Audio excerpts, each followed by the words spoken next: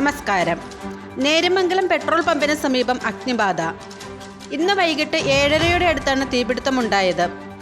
സമീപത്തുള്ള വ്യാപാര സ്ഥാപനങ്ങളിലെ ആളുകളും നാട്ടുകാരും ചേർന്ന് തീ അണച്ചതുമൂലം വൻ ദുരന്തം ഒഴിവായി.